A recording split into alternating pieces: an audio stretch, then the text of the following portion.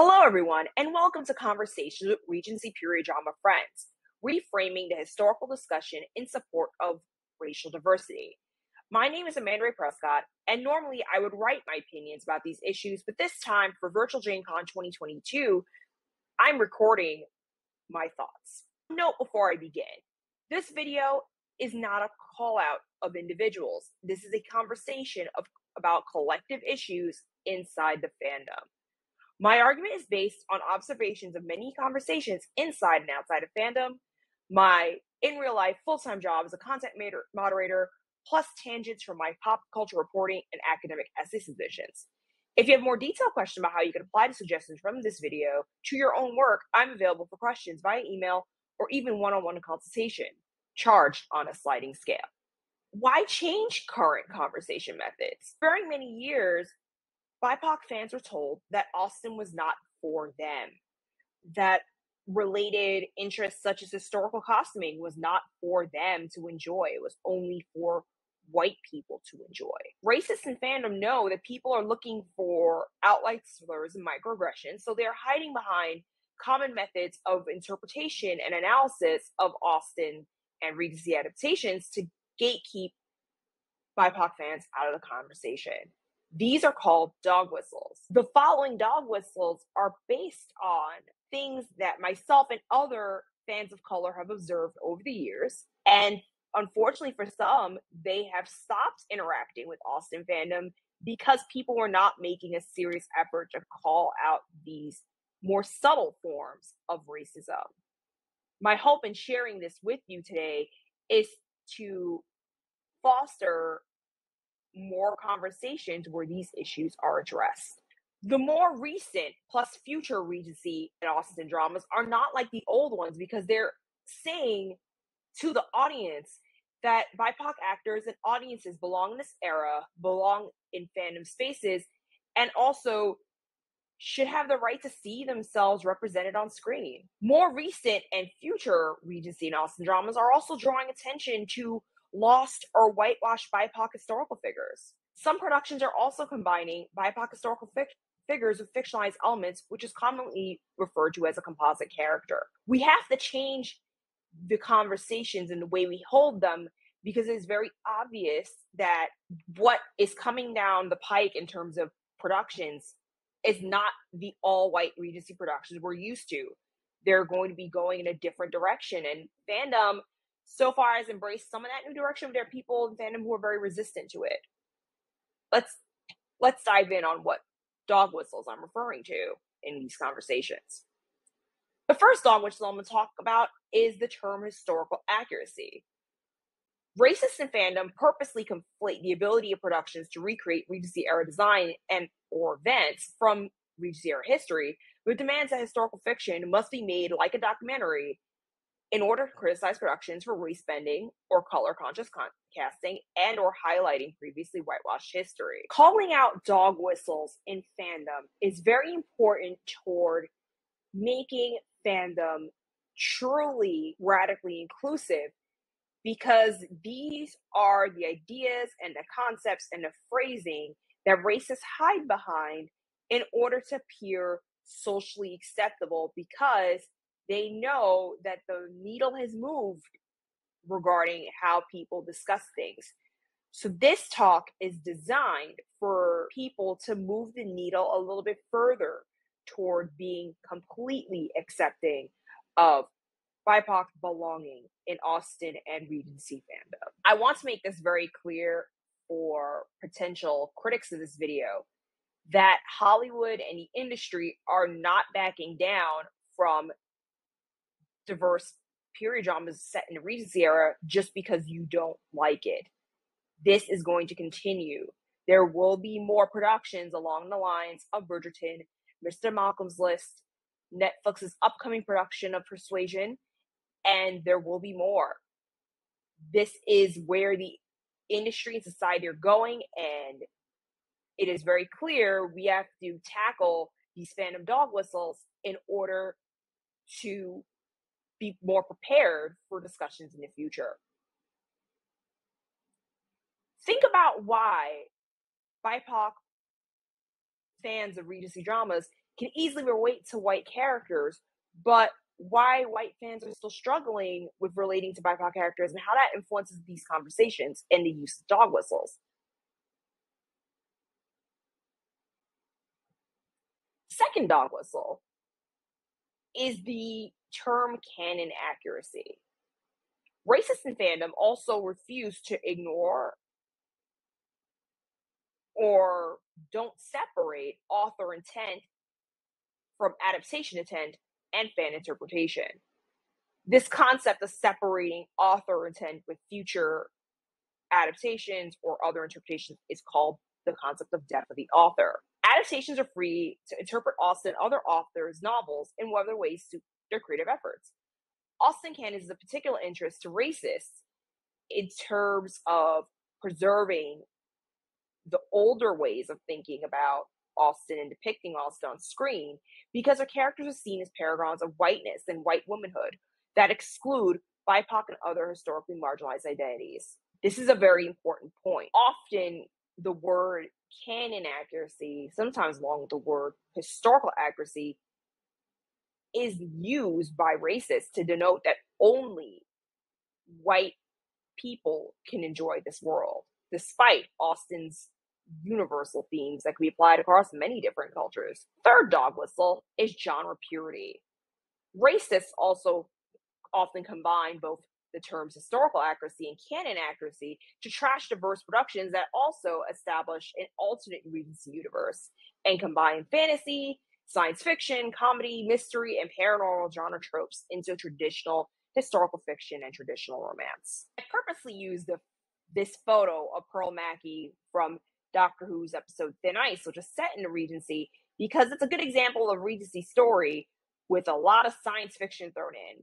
It is also common for racists to combine the historical accuracy argument and the canon accuracy argument to trash diverse productions that are also establishing an alternate Regency universe by combining science fiction, comedy, mystery, and paranormal genre tropes. These productions, in terms of racial diversity and genre diversity, open up the world of Austen and Regency to younger fans of color, especially. Mr. Malcolm's List and Bridgerton are only the beginning regarding adaptations of Regency romance novels that are emphasizing racial diversity over replicating traditional Austen tropes and aesthetics.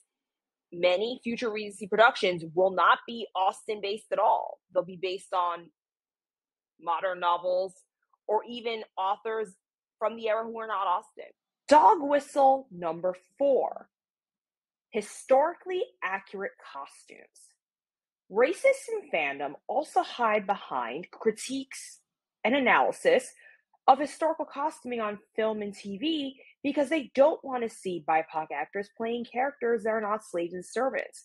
This especially applies to productions that are more interested in escapism, fantasy, and or mashing up historical fiction with other genres. Again, critiquing costume has been such a accepted activity that it is very easy for racists to slip in their views on these topics, because looking at photos from productions with a fine-tooth comb is such a common activity in fandom. Continuing this discussion of the historically accurate costumes as a dog whistle, there's a lot more behind it, just beyond thinking about which scenes are in the wrong place.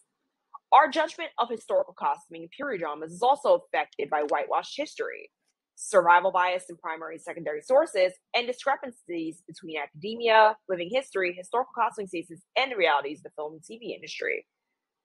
Let's talk about why fandom instinct is to determine the worth of a Regency drama solely by how quote-unquote historically accurate costumes are. Again, this is another example of where racist views on how the ideal quote, woman or white woman in their view should look like is really what they're arguing about. Our judgment of historical costuming in period dramas is also affected by whitewashed history, survival bias in primary/secondary sources, and discrepancies between academia, living history, historical costuming spaces, and the realities of the film, TV, and film industry. Let's talk about why fandom instinct is to determine the worth of a Regency drama solely by how quote unquote historically accurate costumes are. New Regency and Austen adaptations are purposely incorporating BIPOC cultural and historical styles with other eras of fashion. Notice here we have Queen Charlotte from Bridgerton season 1. She's clearly wearing a very obvious Afro wig, but styled into the high court styles of the late 18th century. The focus on fashion and fashion critique is also another area that many people don't realize is a point of exclusion for fans of color. Historical costuming, living history, and academic fashion spaces are also guilty of gatekeeping BIPOC interest in these areas. These new productions are opening the door for the next generation of fans. I included a photo of Danae Benton as Natasha Roshova from the set in Regency musical, Natasha Pierre and the Great Comet of 1812, because this production showed many fans of color that they too could belong, that they too belonged in, that they too could act and write and direct or do anything creatively in a period drama set in the Regency. Dog whistle number 5. Why don't they write their own stories? This dog whistle is slightly harder to detect because it can slip into conversations about why some classic stories have adaptations every 20 years. Racists, however, have no intention of supporting Regency dramas that are original stories written by BIPOC. BIPOC creatives in the period drama space have to balance appealing to white audiences not interested in viewing critiques of Regency era racism and imperialism and their community's perspective on these events. And they're judged several degrees harsher than white creatives. Here is a photo of the cast of Gurinder Chadha's Beecham House, which was a early Regency set period drama that was aired on ITV and PBS in 2020, unfortunately ended up being canceled because of low UK ratings.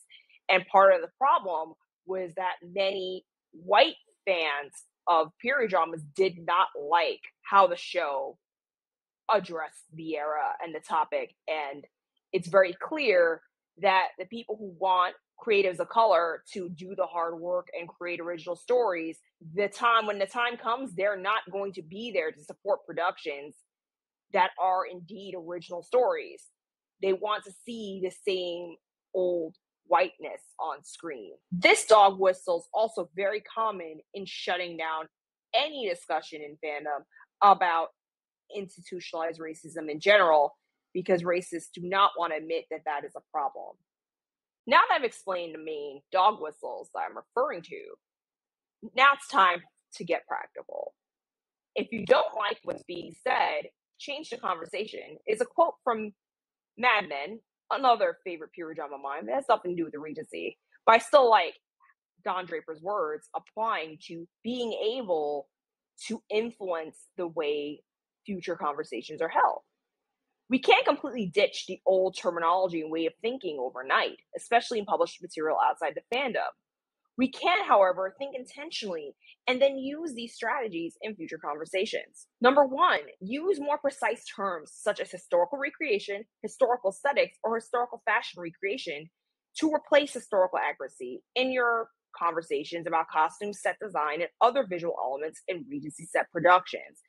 These terms separate race and ethnicity of actors and creators from what we can discuss in a way that is not racist. Number 2, before your next conversation on canon and story interpretation, consider how BIPOC's lived experience and knowledge of their history and culture affect the way that they read Austen and view previous Austen and Regency period dramas. The slogan "Austen for everyone" also means Austen interpretation is for everyone. This part is for content creators, academics, and costumers.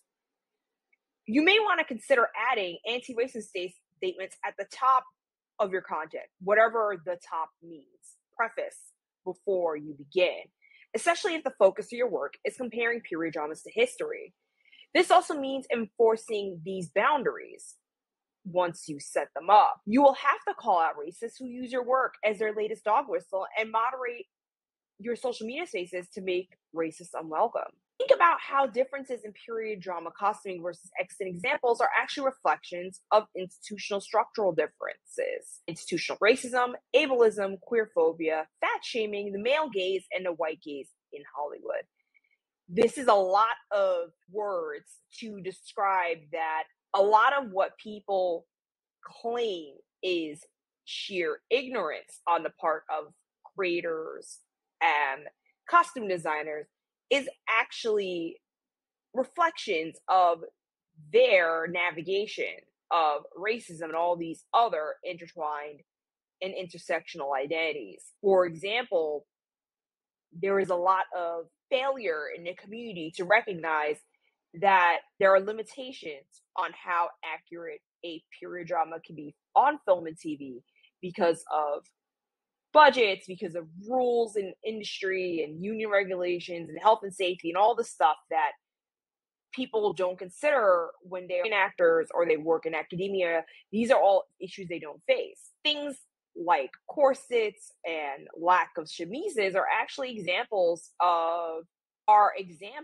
of industry perceptions on sexuality and other issues. For example, I've seen before the argument that, quote unquote, chemises look ugly with no regard for how uncomfortable against the skin corset materials really are. That's just one example. There is a lot more I could unpack here, but for the sake of time, I want to leave you with those thoughts.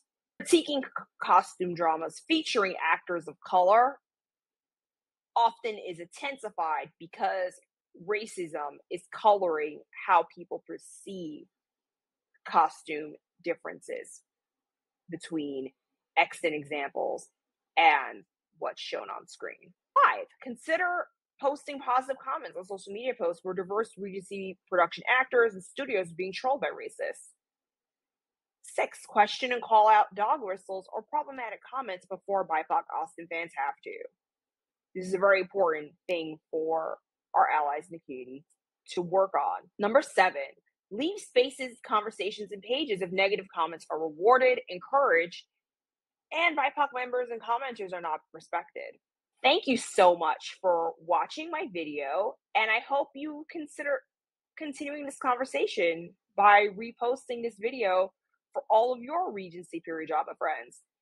If you want to talk to me outside of the comments section for this video, here are my social media handles and ways to reach out to me. Twitter is where I hang out most often. Her name is @Amanda-Rae. My email address, especially for those long questions, is info@AmandaRaePrescott.com. And my website, where you can find this video along with all my other previously published articles and full portfolio, is AmandaRaePrescott.com. Here are all of my photo credits in order so I don't get sued. Thank you so much for watching.